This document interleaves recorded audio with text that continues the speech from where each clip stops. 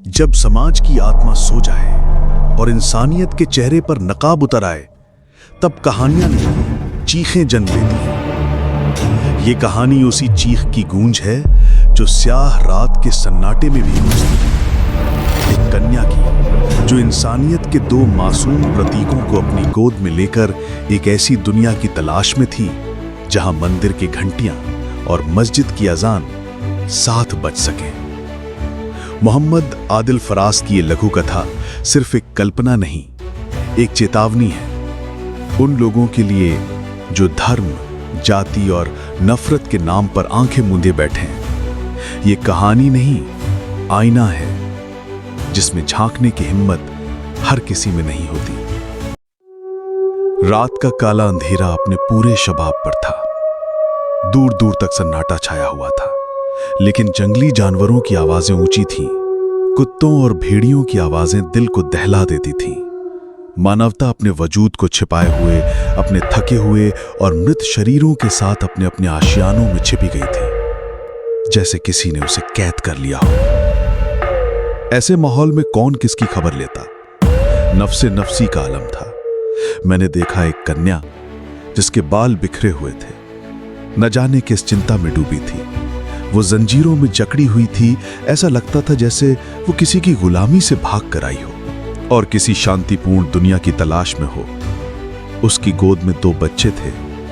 एक बच्चे के माथे पर टीका था और दूसरे के सिर पर टोपी। दूसरी तरफ एक भीड़ थी जिसके हाथों में हथियार और मशाले थी। चेहरे ऐसे जैसे जानवर इंसान के सांचे में ढल गए हों। आंखों में खून उतरा हुआ था। वे उसका पीछा कर रहे थे। मुझे ऐसा लग रहा था जैसे भेड़िए हिरन का पीछा कर रहे हों और आज उसका शिकार कर लेंगे। अचानक भीड़ में से एक शोर उठा, पकड़ लो, मारो, जाने मत दो। ये डायन है, बच्चों को उठाती है, आज इसकी बलि देनी है। एक बोला, ये पागल है, इसने जाति धर्म को मिट्टी मिला दिया है, इसे हिंदू मुसलमान की समझ भी नहीं, इसकी चिता जलानी होगी। इस शोर शराबे में उस कन्या की आवाज दब चुकी थी। कोई उसका हमदर्द नजर नहीं आता था। अचानक वो ठोकर खाकर नीचे गिर पड़ी। उसके चेहरे पर पड़ा हुआ शर्म का घूंघट हट गया। माथे से खून टपकने लगा। फिर क्या था, जानवर उस पर टूट पड़े। कुछ दर्द भरी चीखें निकली और फिर खामोशी छा।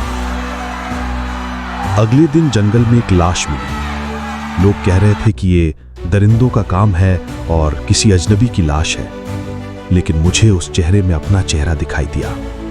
मुझे एहसास हुआ कि आने वाली पीढ़ियों को किसी ने कुचल दिया हो।